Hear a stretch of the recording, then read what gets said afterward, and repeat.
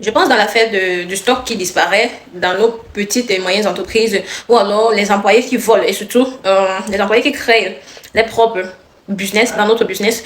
On a longtemps parlé de la responsabilité des employés, mais on n'a jamais parlé de la responsabilité du client. Je pense que jusqu'ici, là, j'ai assez pris de temps pour vous dire que l'EIDASA, c'est une entreprise certifiée. Au départ, c'était pour vous rassurer que peu importe où vous êtes, si vous passez votre commande, l'EIDASA se doit de vous expédier ou bien vous livrer votre commande. Mais cette fois-ci, là, je vais prendre la responsabilité de vous dire que si vous passez encore par nos employés pour passer une commande, vous allez poursuivre en justice, d'accord? Donc, il est inadmissible que je vais me lever, d'accord? Je crée mon entreprise, je légalise mon entreprise. Vous venez, vous contactez le service client pour qu'on vienne vous livrer des packs.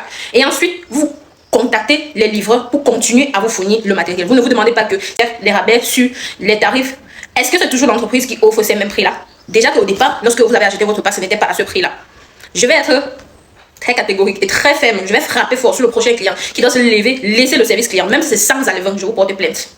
Et je ne suis pas en train de blaguer. Je viens de faire un remaniement de plus de 10 employés dans l'entreprise. Donc, tous ceux qui ont l'habitude de travailler avec vous, je leur ai renvoyé. Cette fois-ci-là, ils sont libres. Vous pouvez travailler avec vous, les employés, étant donné que vous avez eu une certaine confiance avec eux. Ils sont libres.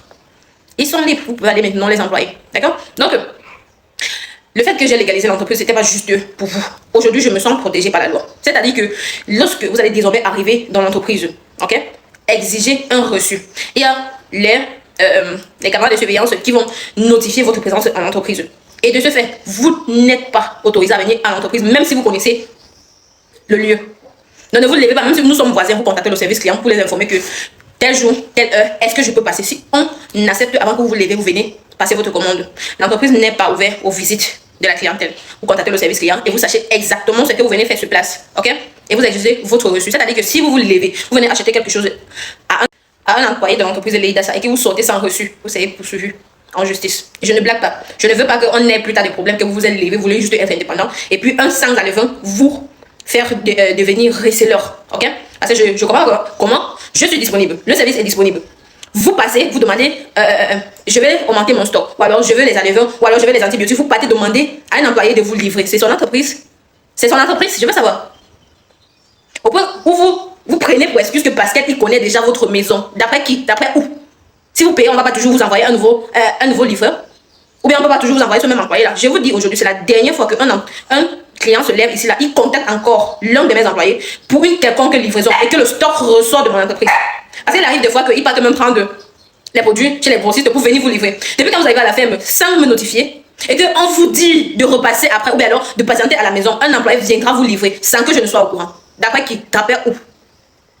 Je vous notifie aujourd'hui avec un certain calme parce que je viens de renvoyer tout ce personnel-là. J'ai embauché un nouveau personnel. C'est-à-dire que cette fois-là, je suis plus ferme. Lorsque vous allez désormais arriver à la ferme, il y a une fiche de présence. Vous allez notifier avec votre carte d'identité. Et vous allez donner votre motif d'être venu. Et puis, le tarif de ce que vous venez acheter dans cette entreprise-là.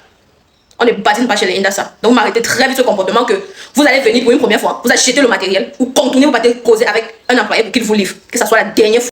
Du moment qu'on vous envoie un agent presté chez vous, c'est-à-dire peut-être installer vos barres ou bien vous faire la livraison à domicile, dès qu'il quitte votre lieu, vous n'avez pas besoin d'enregistrer son numéro. Vous n'avez pas besoin de lui demander autre service que ce qu'on a envoyé presté chez vous.